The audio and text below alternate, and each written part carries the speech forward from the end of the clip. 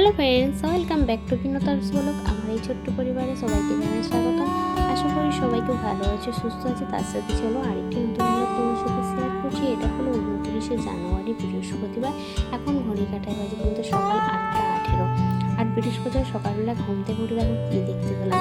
এরকম সকাল সকাল উঠে রান্নাঘরের জানলাটা দিয়ে না এরকম দুটো পাখিকে দিকে, এই পাখি দুটোর নাম কি যদি তোমাদের জানা থাকে অবশ্যই কিন্তু জানি। আমি এর নামগুলো ঠিক জানি না, তবে এই পাখিগুলো না আমার ঠাকুর ঘরে আছে। ঠাকুরের নকুল দানাগুলো খেতে এরা কিন্তু খুব ভালোবাসে।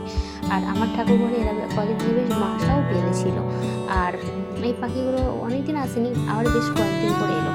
আর এখানে চলো পাখি দেখতে দেখতে আজকে মহারানীর শরীরটা একটু খারাপ হলো না, ওখানে স্কুলে পাঠালাম না সকালবেলা, ওই জন্য আজকে একটু ডাক্তারখানা নিয়ে যাবো। সেই জন্য সকাল সকাল একটু কাজকর্মগুলো সারলাম, সেই ডাক্তারখানা নিয়ে যাবো বলে।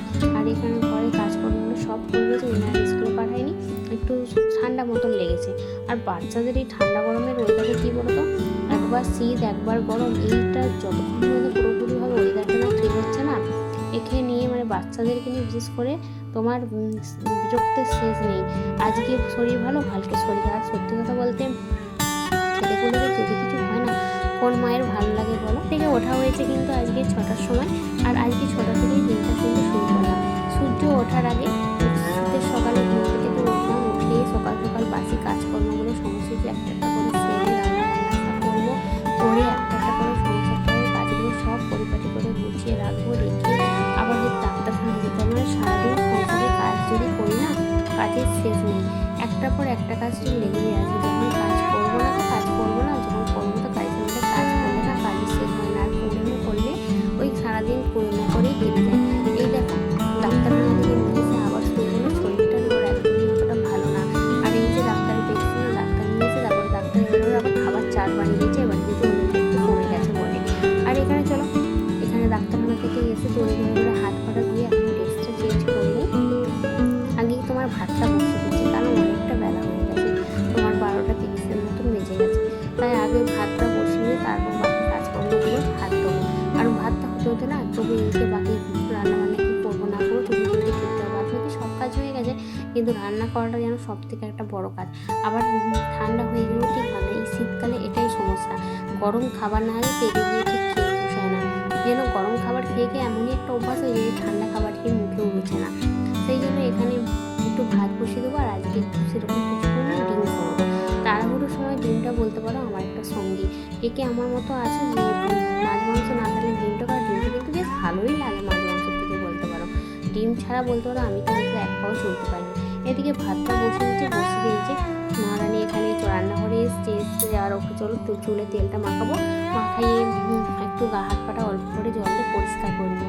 শরীর খারাপ ভালো যতই থাকুক না কেন, তবুও একটু করে চুলটা তেল দিয়ে গা হাত পাটা একটু জল দিয়ে পরিষ্কার করে না, গায়ের মধ্যে সারাদিন গ্যাস কমিগুলো ঠিক কাটে না। বাচ্চাদেরকে কী বলতো, শরীর খারাপ হোক যাই হোক, বাচ্চাই বলো বড়ই বলো, নিজেরা কিন্তু পরিষ্কার পরিচ্ছন্ন রাখো, তার শরীরের দিক থেকেই বলো আর আশেপাশে নিজের পরিবেশের দিক থেকেই বলো না কেন, তাতে নিজেরই ভালো। এখানে চলো ওর সঙ্গে একটু বদমাইশি করলাম, দুজনের মামি হলে খেলতে খেলতে। তারপর এদিকে এই যে জামা কাপড়গুলো চেঞ্জ করে যে ওদিকে স্নান করতে ওই গাটা পরিষ্কার করতে পাঠিয়ে দিলাম। আর এসে না প্রচণ্ডভাবে খিদে পেয়ে গেছে, তাই ভাত বসিয়েছি, এখন মুড়িও ইচ্ছা করছে না। ভাবলাম চলো একটু বেড বাটার করা যায়, তাই একটু বেড বাটার করছি দুজনের জন্যই, ওর জন্য একটু আমার জন্য একটু করে নিয়ে এটা খেয়ে দিয়ে তারপর বাকি রান্না, কারণ রান্না করতে করতে একটু সময় লাগবে, ততক্ষণ খিদে। আর যখন খিদে পায় না তখনই খেয়ে নেওয়াটা ভালো। আর ওই খিদের সময় না যদি খাবার না খায় পরে কিন্তু আর খেতে ইচ্ছা করে না। এই জন্য এখন যেহেতু খিদে পেয়েছে তাই খিদের টাইমে আগে কিন্তু খেয়ে নিচ্ছে। আর তোমাদের কাছে প্রত্যেকবারের মতন ছোট্ট রিকোয়েস্ট বন্ধুরা, নতুন পুরাতন যে সমস্ত বন্ধুরা আমার এই ভিডিওটি দেখছি, যদি ভালো লাগে অবশ্যই আমার সঙ্গে একটা লাইক ও একটা কমেন্ট করে দিয়ে যাও কেমন লাগলো। আর যদি নতুন হয়ে থাকো আমার চ্যানেলটাকে সাবস্ক্রাইব করে লাইক করে কিন্তু পাশে দেখো। এই যে মহারানী বেড বাটা সে কিন্তু অল্প করে একটু চিনি ছড়িয়ে খাচ্ছে। আর আমারও সত্যি কথা বলতে এরকম বেড বাটা করলে না একটু করে চিনি ছড়িয়ে ঠিক ভালো লাগে না। আর আমার জ্যাম ওগুলো অতটা জ্যাম সস অতটা পছন্দ না, যতটা না চিনিটা পছন্দ। এটার সাথে আবার চিনি খুব বেশি মিষ্টি হলে তাও পছন্দ নয়। এদিকে চলো যেমন কথা তেমন কাজ, ফুলকপি আলু দিয়ে ডিমের একটা তরকারি করব।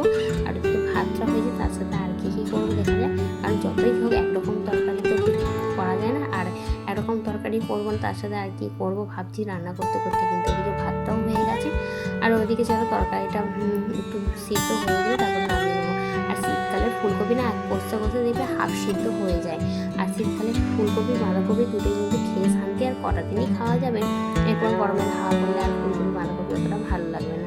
আর ওদিকে তরকারিটা বসিয়ে দিয়ে একটু হাতটা ফাঁকা ছিল, একটু তেলটাও এখানে বাড়ানো হয়েছিল, এই প্যাকেটের তেলটা আমি ঢেলে নিলাম।